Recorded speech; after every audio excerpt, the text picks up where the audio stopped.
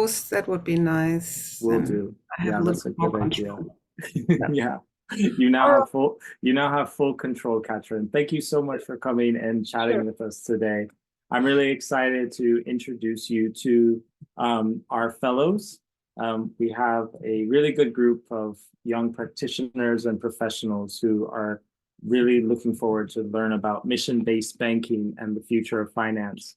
Um, and Katrin is a dear friend of Oikos International and also of the fellowship program, because we really want to highlight her research and the work she's doing through the Just Money program, which I'm sure she'll tell us a little bit about as an opportunity for you all to get engaged and learn more, as that's a program that she runs and is available to you. Plus, all of the cool work that you do through the Presencing Institute, and your research at MIT. So, Katrin, I'll hand it over to you so you Yeah, can tell sure. us a little bit more about what you do. And yeah, glad to have you here. So welcome, everyone. It's wonderful to see you, although for some of you, I just see the picture. So it's wonderful to have you. So my name is Katrin Kaufer. As you might sense from my accent, I'm originally from Germany. I did my PhD on values-based banking about 30 years ago. Nobody was interested in that topic. And what pulled me towards the topic was not excitement about the financial sector, but an acknowledgement that the challenges we face in society we are not able to address without changing the monetary system. And I remember as a student of economics, I was so surprised to realize how dysfunctional the monetary system is, and that there are obvious solutions for these challenges, but nobody puts this into place, which brought me to the first conclusion that there is something like a knowing doing gap. So you create a power structure that you can't break through. And my attempt to write a PhD actually on the monetary system, the impact of accumulation of capital, the compound interest, was rejected. And I remember one professor telling me, this is too tricky. I'm not going there. Choose a different topic. So I thought, how to change how to accomplish what I wanted to accomplish, but get this through with a PhD. And I decided to do a case-based work where I worked with financial institutions that used finance as a tool for change, that used money in a different way. And I don't know where you are all located. So there are financial institutions all over the world who work in different ways. So I thought, why don't I highlight them and try to understand how they work and take that, as my core argument. And after my PhD, I left Germany first for a 1-year postdoc, but then I got stuck there. I went to MIT at the East Coast of the US and started thinking about how do organizations learn, how do we lead change, what's needed for addressing disruptive situations. And I ended up founding an NGO, the Presencing Institute that Stefan just mentioned. And today I'm working in both fields because around the financial crisis, I was contacted by a group of banks. Some of you might know in Europe, there's a bank called Triodos Bank. In Bangladesh, there's a bank called Brak Bank that's connected with Brak, the NGO. And in the US, there was a bank that was called South Shore Bank in Chicago, located in the South Shore of Chicago, marginalized communities. And these three banks came together and said, we need a movement for a different financial sector. And, I was so excited and joined. And today we have, I think, 78 banks in this alliance. Actually, tomorrow I'm going to the annual conference and and I was able to combine these two worlds. Maybe as a closing on this whole topic. Now, 30 years later, the financial sector is as bad as it was. And I also feel on a lot of different fronts, our societal situation is getting worse.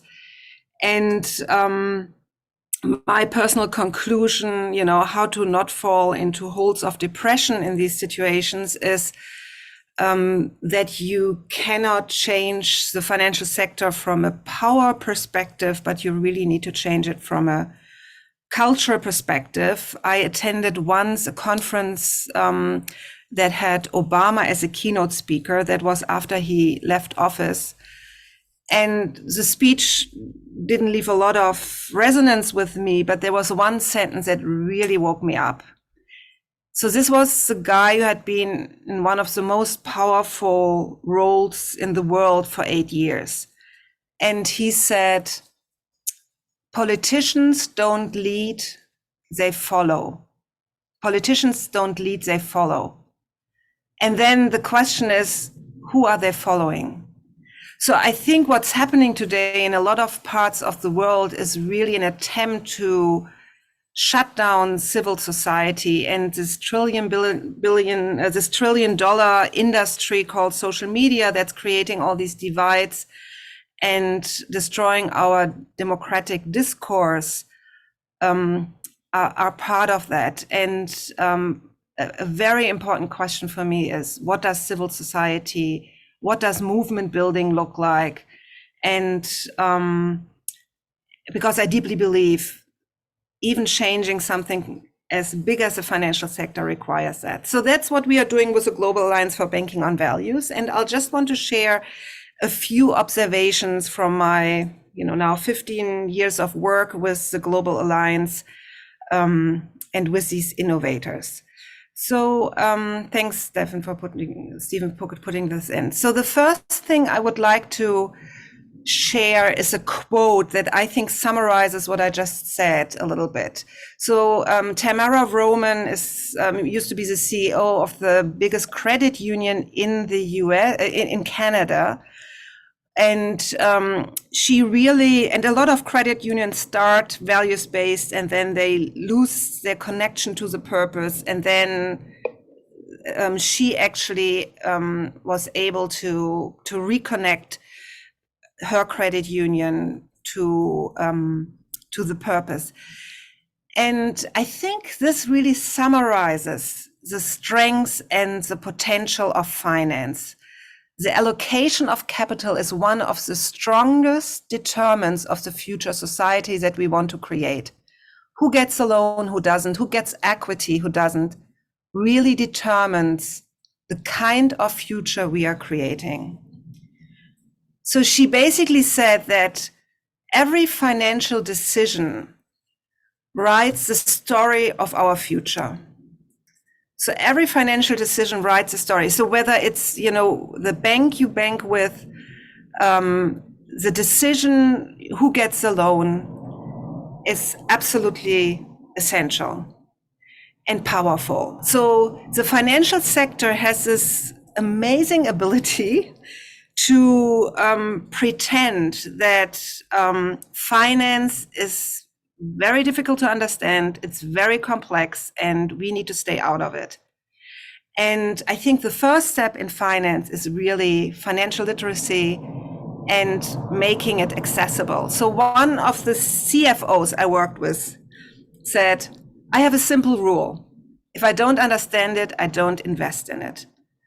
And I think this is a really good learning as a starting point. So there is a systemic issue with creating a financial sector that's not understandable. The purpose of finance is to serve us and not the other way around.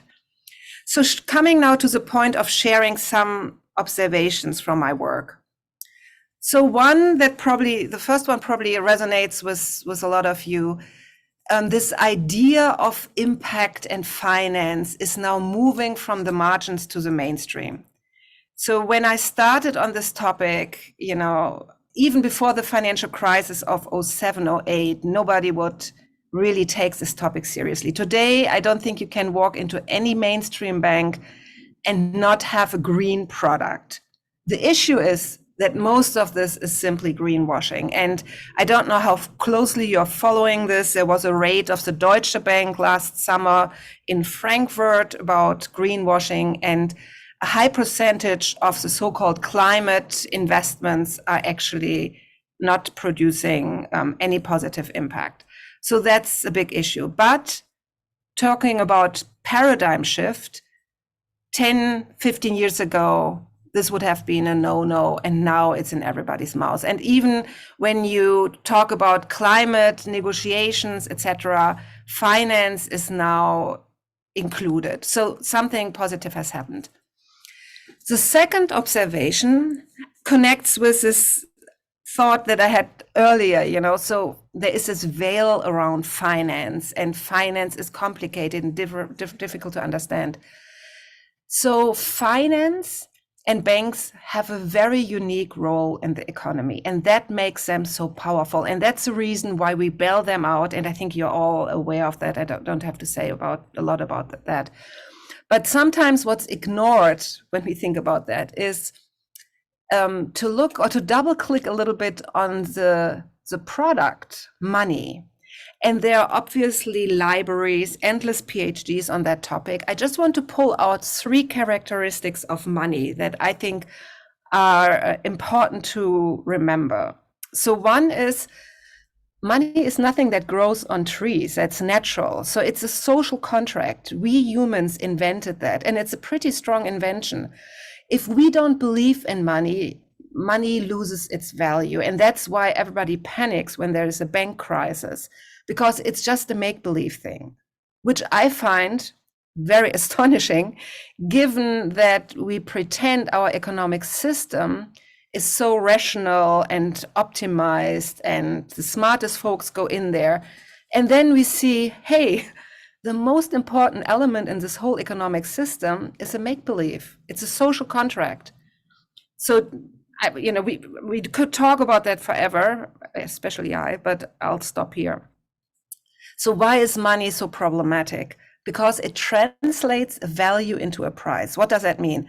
So you value a tree, you value a human life, and money puts a price tag on it, which makes it then part of the market economy.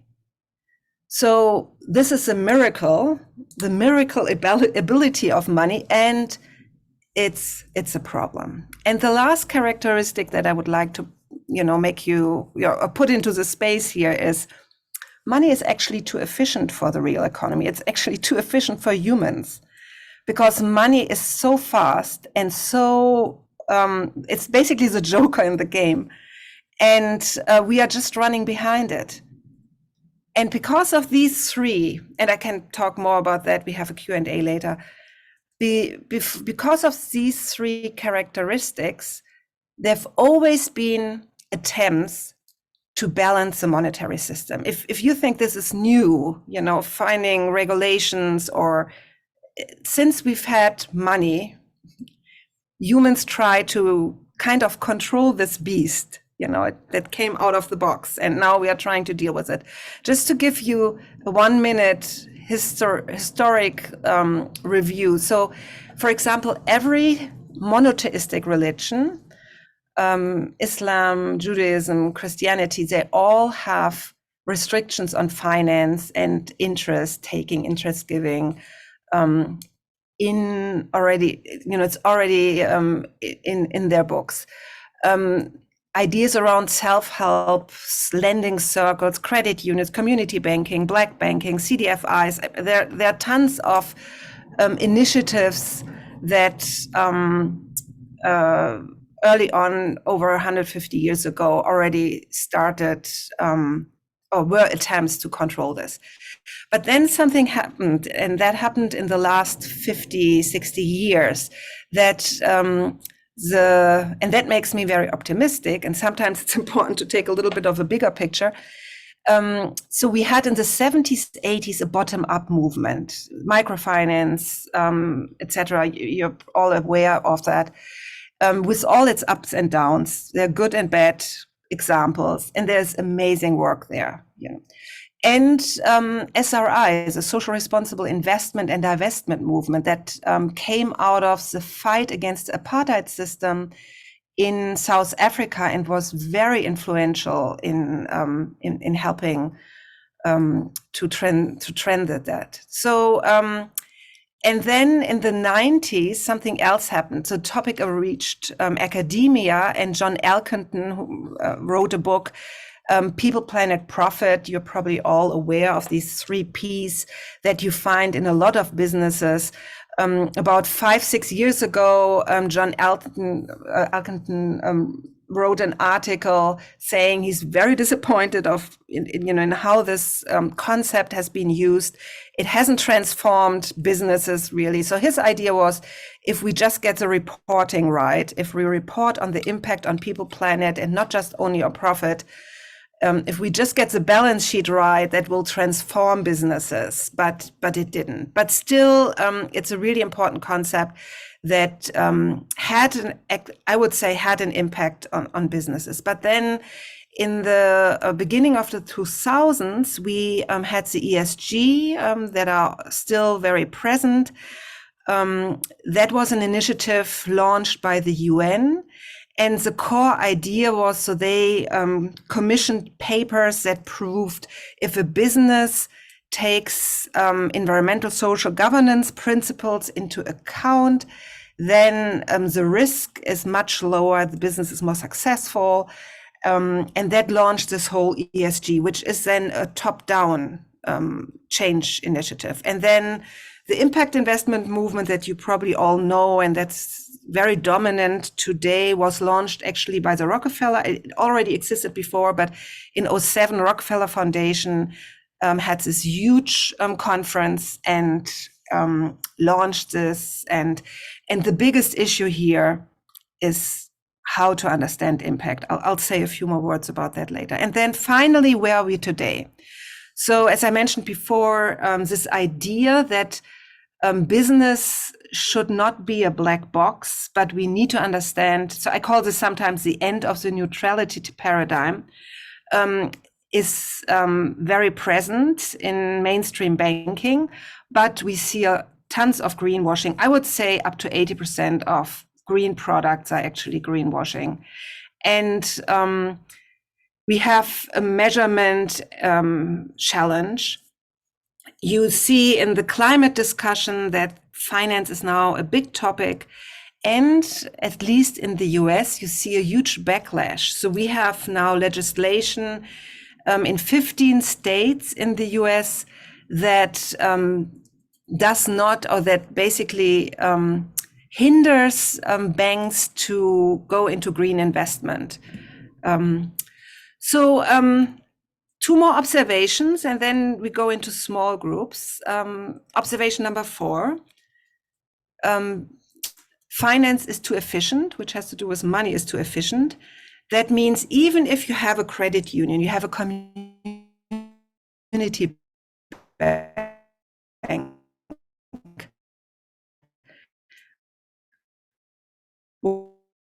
what happens is over time, this is an important piece. Just not apply to banks, but to actually every business. If you want to combine profitability with impact, you need to align 3 corners. Who owns the organization needs to be aligned, so governance, the leadership, and the organizational structure. And I can say more about all of that, but I think it's very self-explanatory.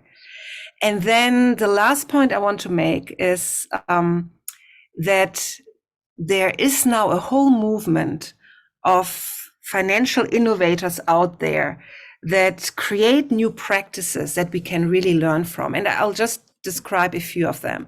So what you see a lot in mainstream banks is that you have a CSR department, you have a few isolated social and green projects. I wouldn't call that really values-based banking. It becomes interesting, and not just for banks, but also for businesses, when the core of the business model depends on the green or social product. And to give you an example, Van City, I quoted them earlier. So in the US, we have these loan sharks called payday lending. They exist in different forms all over the world, where you get a small amount of money because you don't make it through the months, and then you kind of get into this negative cycle of not be able to repay and have very high interest rates. And Van City created a product online on your app, 10 minutes, you build up your credit score. So this is an example, how do you create a financial product? So both make money. The left one makes a lot of money and you destroy lives, but the right one makes also solid money and you don't destroy life, but you rescue lives. And that describes the difference between, do you create a product out, what is the intentionality underlying? And I find it fascinating that there are so many financial institutions now out there that follow the right path. And another example, just to give you a feeling for how does Just Money look like, that's a bank in Europe called Triodos Bank. They have an app where they publish all their business loans. That means you as a customer know exactly what your money does. I call this, where does your money sleep at night? So you go to Madrid, like in this example, you open up the app and you see what your money finances. And you can go to Trios and say, well, this is good, this is not good. So they are open to feedback. They basically open up the veil between, what, your deposit and what your money creates, which I think is core to a new form of banking and finance. But this is not sufficient. So just very briefly, 1.5 minutes. All these banks are small. And then they thought, it will take forever for us to change the world. So even if it's core to our business model, how can we have more impact? And the next level is obviously you become disruptive. You look for leverage points. So just a brief example here from GLS Bank in Germany, also a social and green bank. I talked to this guy who was financing this in Berlin. We have a lot of tourist boats with oil engines shipping up and down the core river, Spree in Berlin. And he financed the first solar ship that then disrupted that, doesn't have this noise, doesn't have the pollution. And there was only one, business that started working on that. And the core idea is you want to disrupt the market. So, you're small, so you're looking for the leverage point for disruption. So that's 3. I'm still on this topic. How, what can you learn from these innovators at the front of this whole movement? And the last one I called intentional ecosystem innovation. So this is a bank in Mongolia, Has Bank. Ulaanbaatar is the coldest capital in the world, minus 30, 40 degrees Celsius in the winter. And when you look at these little white girds that you see all over this picture, this is low income or housing and the original housing. And these are basically a little bit more than stable tents. And these owners don't have the finance to upgrade their heating system.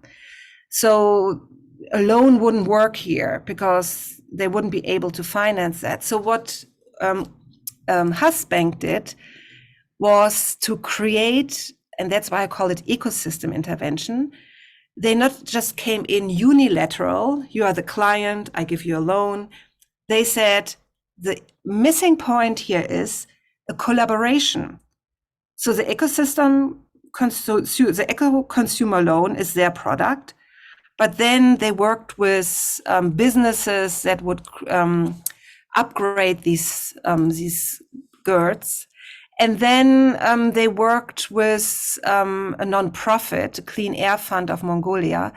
And within 2 years, they reduced the pollution in Ulaanbaatar by 45%. So huge impact by creating a collaboration. And I see a lot of banks that I work with going this way. And with that, before we go into Q&A, I would love to have Stephen create small groups. And from what you've heard, what surprised you, what was relevant for your work, what questions do you have? Maybe just, 5-10 minutes. And then we come together and have a conversation. Yeah, is that okay with you? Yeah, sounds good. Thanks, Katrin, for the presentation.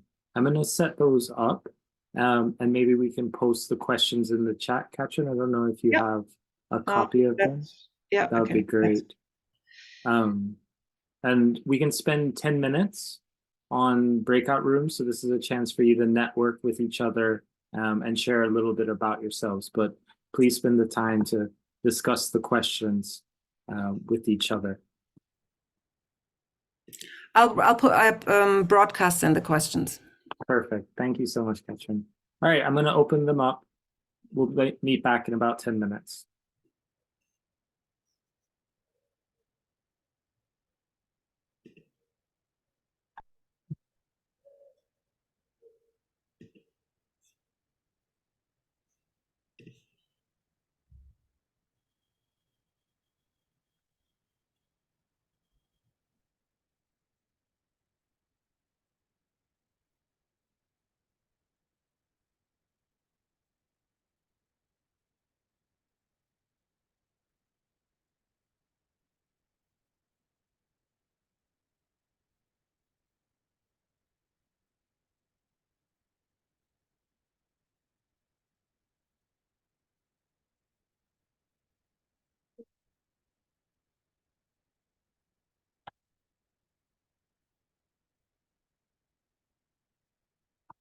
Great, Katrin. Thank you. Oh, you're on mute. When they come back, we do Q&A and then I can do the final. Yeah. Point. Yeah, sounds good. So you'll be at the GABV conference tomorrow, huh? I'm leaving tomorrow. We start on Sunday. Okay. Great. Have you met the GABV's head of impact? Her name is Triti Kasanen. Yeah. Okay. She'll be presenting with the fellows a month from now. Oh, she will be here. Oh, good. Yeah. Wonderful.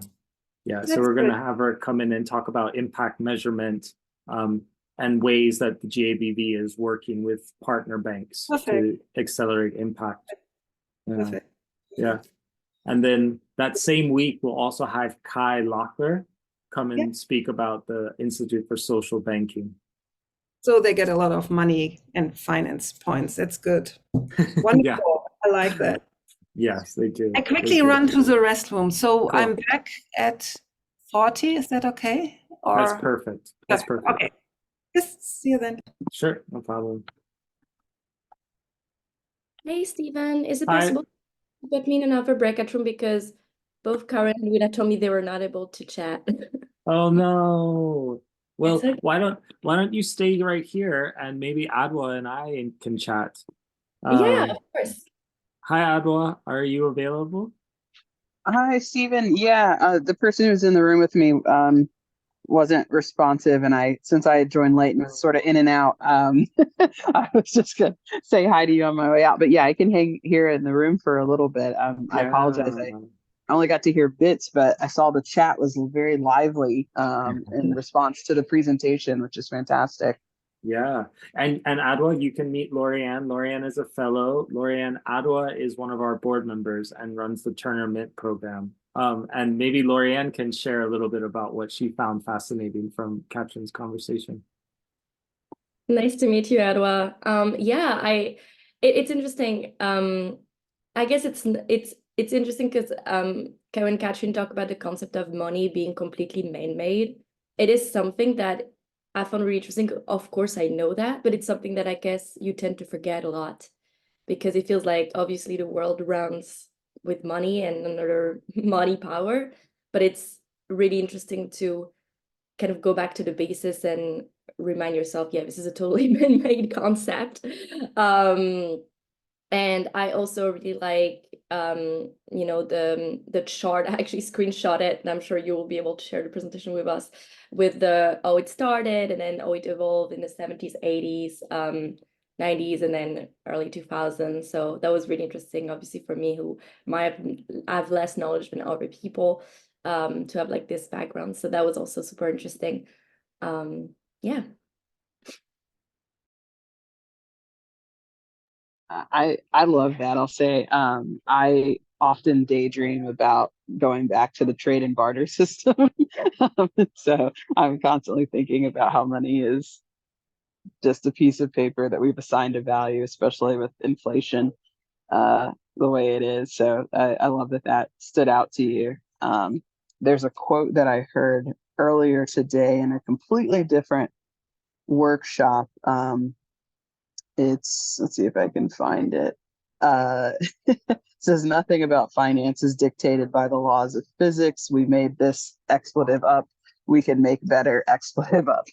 So yeah, you have a lot more ability and power in the system than we're often made to think. That's a great quote, Adwa. I wonder if you can attribute it to anyone or if that's a private aside. The person who shared it said it's from Joy Anderson. And I have to look up sort of who Joy Anderson is, but I love the quote and I wrote it down.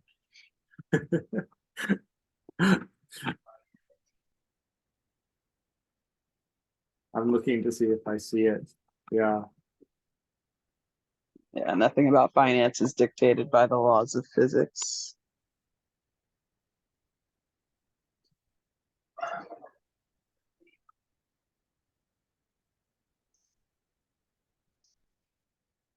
Lorianne, I think if I remember, one of the questions that flashed briefly was sort of how is this applicative to your work? Is there any way that kind of what you took from today is either applicative directly to your work or maybe to the work you want to do is maybe like a pathway that you didn't know existed or one that is already laid out? So I joined an organization a year ago called Confluence Philanthropy, and it's a network of impact investing. We have investor, advisor, or people who work in this area. And so I joined having little knowledge about impact investing. So I've definitely learned a lot. But I wanted to join this program because I wanted to deepen my knowledge. And yeah, so this is totally related to what I do, actually. We do a lot of either on-site event or webinar around different subject. One of the subjects we've covered a lot in a few past months has been all the attacks against ESG in the US. Sorry to cut you off. What's the name of the organization? It's called Confluence Philanthropy. Okay, awesome. Okay, so you've been working, say more about that. You've been working about these sort of anti-ESG attacks, anti-woke movement. Exactly. Yeah, there's been a lot of our members, because we're a membership organization, that have been receiving letters because basically the way they highlight the work that they do is now seen as quote unquote discriminatory because it's like says that, I don't know, they're specifically help you know, certain type of communities. And so it's kind of like we've had a lot of talk about, you know, can our member navigate that and continue to do this important work of, you know, both continue to fund climate project or project that support people of color without, you know, falling under this new laws, but maybe attacking them for just wanting to do this work. So it is a really complex subject, but I found that really interesting, and it's great that there's a lot of support within the community of you know, people wanting to help each other and not give up in the face of this you know, being like people are getting sued, basically organizations are getting sued since the new, you know, those new laws are appearing, which is really unfortunate. I love that. The session I was at earlier today, which is where I pulled the quote, I think something that was relevant from that to what you're doing is that a lot of the people who were talking about that sort of backlash, especially even those who didn't know it might be coming for them, said that they're now feeling more empowered by kind of sticking together. So the groups are now working together and sort of being prepared for some of those policy or legal attacks. And so now that it's not going to catch people as off guard, a lot of folks are saying we're feeling empowered to kind of double down and dig our heels in the ground instead of backing down, which is what those folks want you to do. Exactly. And so, hearing that you have community support, that's awesome. Yeah, I think that's what is really needed, is to have more people. Let's not give up the great work we've started. Let's continue and give each other tips and help each other. But yeah, it's really unfortunate because I feel like, sometimes we're tackling a really small organization who don't have the money to get lawyers or to really defend themselves properly, which is, not great. But yeah, it's been a big subject, I think, all around in the past year and a half. And I think it's gotten worse since this summer. Yeah.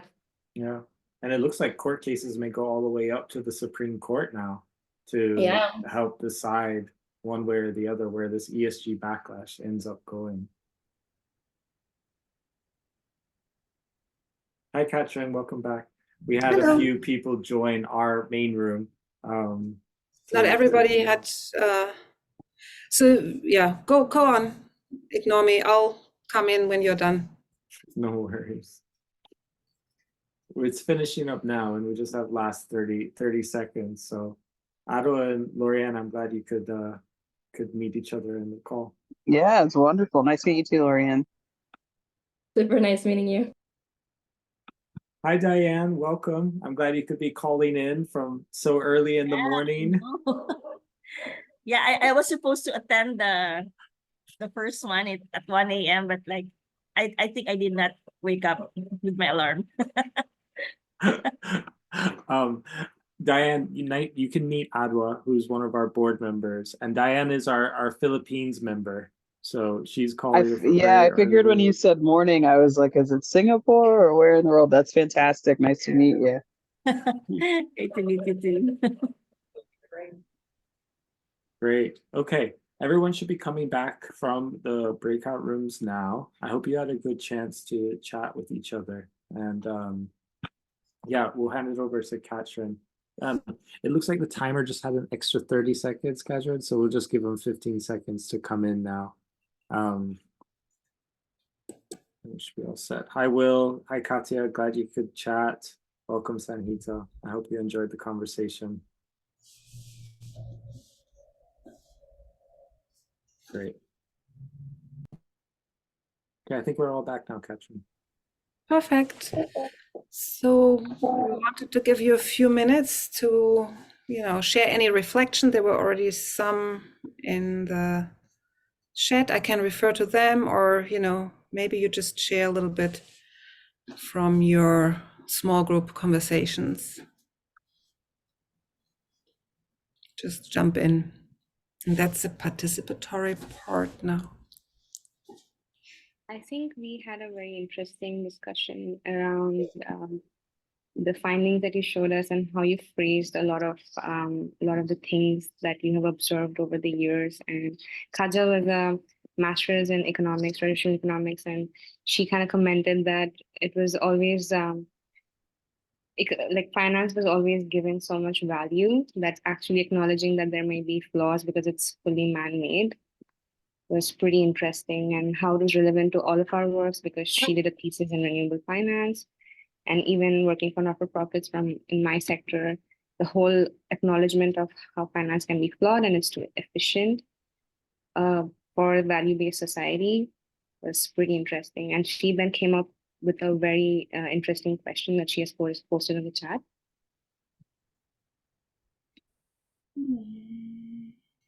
Where can you read it out? Yeah, it's the question. I wanted to know whether you would be in favor of kind of trying to slow down the velocity at which money circulates to better align it with like the real values in the economy. For example, I don't know, real estates, or that money cannot just be transferred within seconds in capital markets without, for example, I can't remember the name of the text that was supposed, it was the name of a famous economist, but kind of taxing transactions to make them slower or somehow. I think there are a lot of, I think it's a very valuable suggestion. There are many amazing ideas and concepts from regional money, from slowing money, from, out there.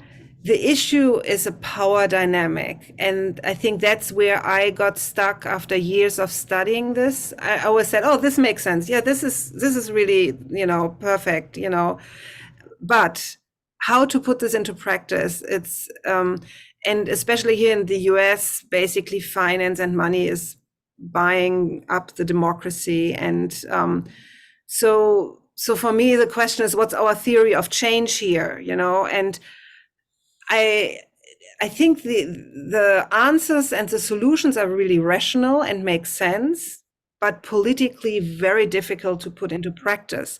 And I think that's where we need a civil society awareness and movement. And at the end of the Second World War, there was a conference that was called the Bretton Woods Conference. And I think we need something similar again, where we discuss what kind of monetary system I think there needs to be a negotiation around changing the monetary system.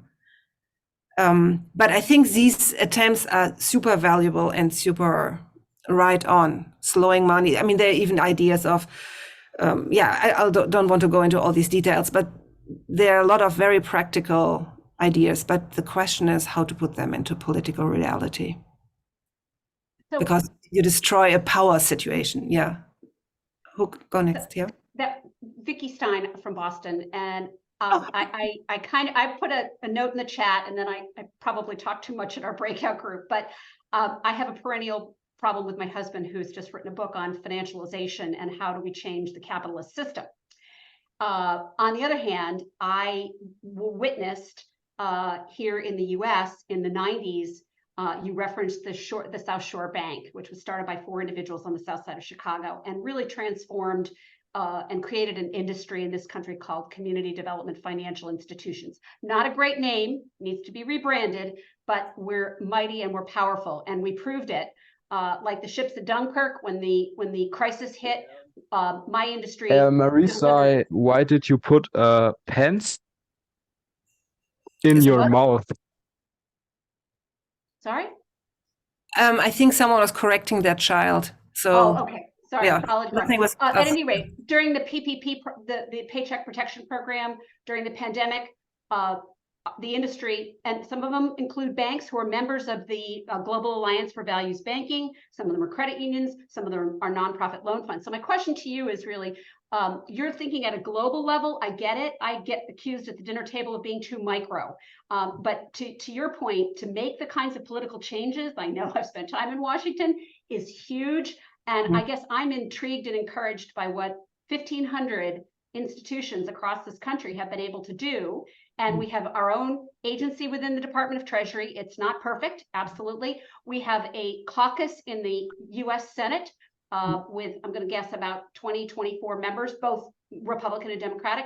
And we have programs, we have funding streams that we advocate for. So I would say, start with where you can start. Do what you can do. Get micro before you worry about getting macro. Change it one step at a time. I really like your thought there. And I think personally, after years in this industry, I think we are at the edge of a paradigm shift. And the CDFIs are a powerful force. They're just amazing examples. They're not known enough. That's why we set up at MIT, where I work, something that's called the Just Money MOOC. It's a massive open online course that's free. We wrote a book on this. So we are trying to get this into also academia and education, a different kind of thinking around money and finance to make money serve society. And just as a side note, I don't know whether you saw recently, there's a new movie on Netflix, Dave's Bank or something like that. And I thought, hey, makes this a topic of a move, something has happened. This would not have happened 10 years ago. And even the ESG legislation that we are facing, I work with one bank in Florida that's really hit hard by this, suddenly makes these banks activists. So I think something is happening. But still the question is, these banks, if you just sum it up and you put it next to, the billionaires in the US, whatever, doubled their wealth by whatever in the during the pandemic. I always forget all these numbers. The 8 richest have enough, same as, this is so dysfunctional and so off the charts that it needs more than a bottom-up movement. It needs also a regulatory intervention. So this needs to be controlled. And that's destroying our democracy and it's destroying our society. Plus, it almost feels like something is hopefully dying and something is emerging. And this emerging is the old way of banking, where you know what you're doing, basically. Yeah. And just, I don't want to talk to, but for our MOOC, we did an interviews. We went into Cambridge and we interviewed people and we asked them, what are you thinking about banking and finance and money? And then we interviewed this young woman, colored hair, all these rings, tattoos, and so on. And she's like, when I think of banking, I think of men with gray suits in big buildings, and I don't know what they're doing. And I think they also don't know what they're doing. And I really loved that. I thought this is really, describing the reality we live in. And something has to happen there. Sorry. Next question. I'm sorry that I'm talking so much. Stefan, yeah. Oh, Nancy, maybe? Yeah. Yeah, Nancy. Thank you. I appreciate your time today, Dr. Kaufer, and all of your work.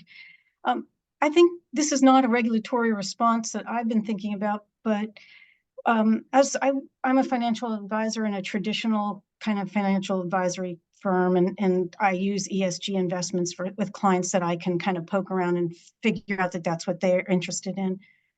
But I feel like, as we were just discussing, that this type of banking that you've been describing and the CDFIs is not mainstream enough yet. And I wonder if, I love what you're doing with Just Money, but I wonder if we could get into high schools where we not only teach financial literacy, but we teach adolescents and young adults about not only the impact of money on their personal life, but the impact of money in a larger way. That might be a way to kind of, it won't solve things immediately, but might be a cultural shift that you mentioned in the beginning, because I think that is important to kind of get that undercurrent going in some way. I couldn't agree more. It really needs that. And I think I will try, if you could send me your husband's book on capitalism, rethinking the economic system, I think that's really the missing link, that our culture overall feels like it's capitalism or socialism. And we don't have a language for something that's emerging right now. And if you have the patience, I would like to give you a 3-minute proposal, and just see what you think.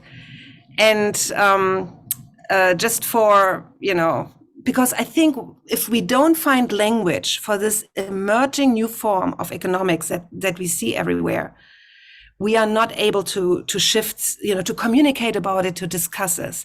So very briefly, so what is our economic system? I know it's huge and big and complicated.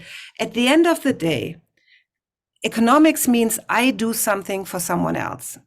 So if I bake a cake and I eat it, it's not economics. If I bake a cake and I sell it, it's when economics starts.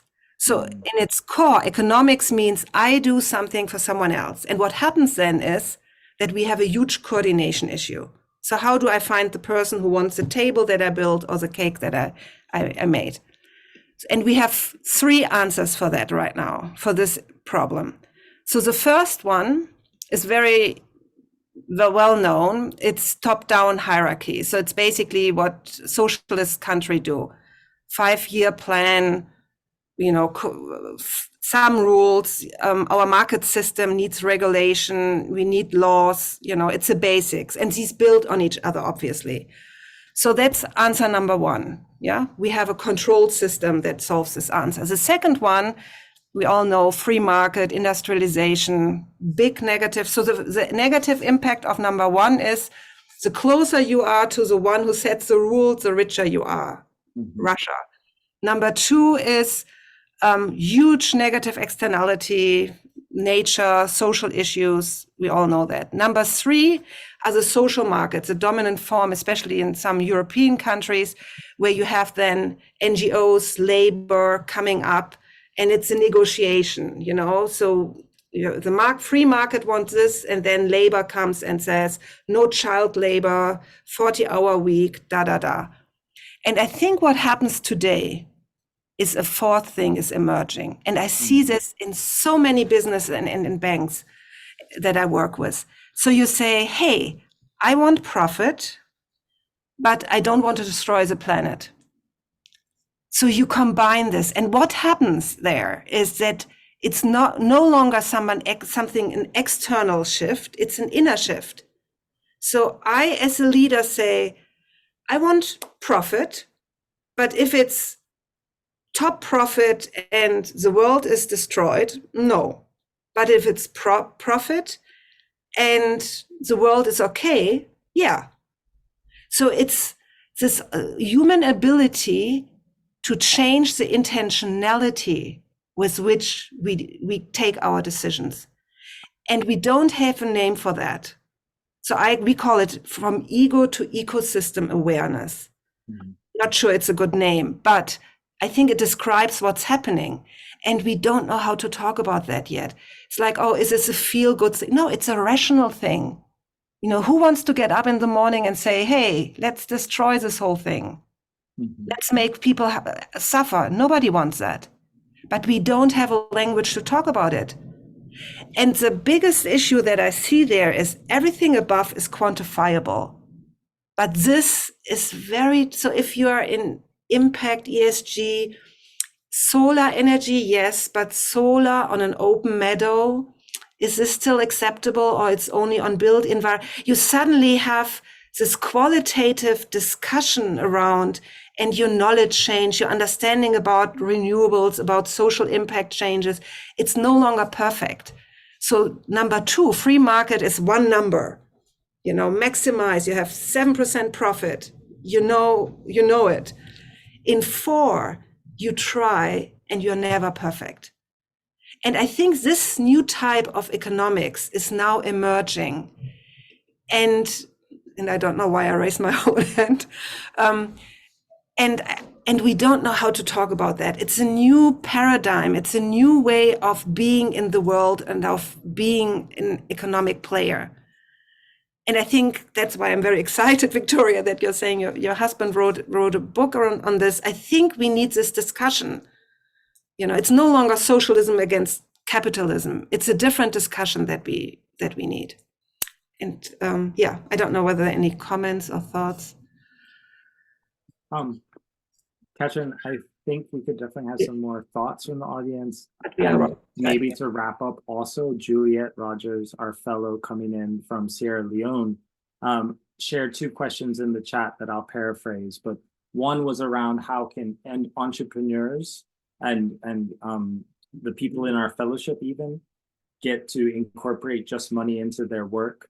And previously, she also asked around these partnerships and collaborations that you have. And I know that you have this MIT MOOC with Just Money. So maybe you could share a little bit about how people continue to learn more, plus what resources entrepreneurs can start to implement in their own work. Yes. So the MOOC opens always, I think in April, it's free. It sits on the MIT website. It's called Just Money. And Just Money has always this double connotation. It's just money. It's not the life, and it should be just.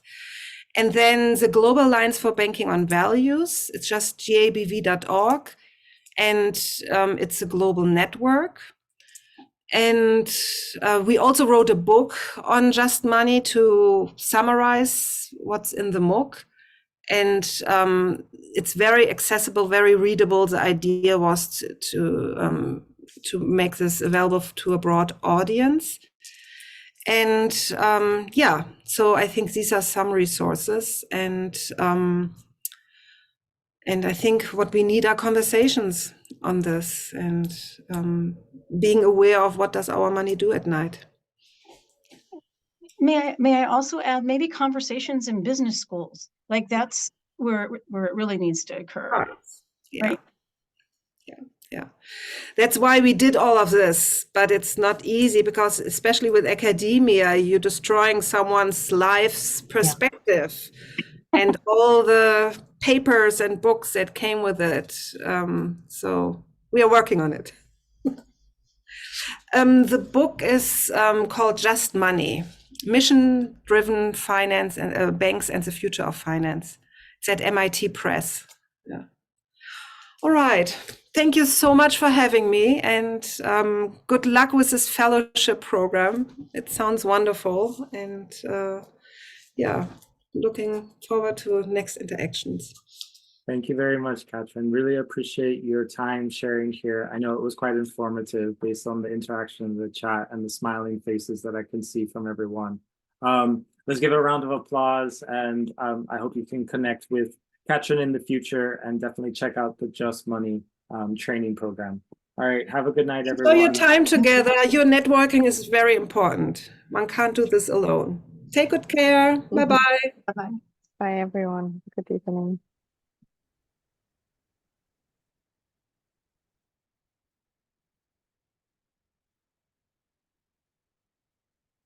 Thanks, Stephen. Yeah, That was thank you amazing. all. I'm glad you could join. And her theory view was good, huh? You saw that there? I did. I loved it. Safe travels. I'll see you great. back on this side soon. See you back on that side.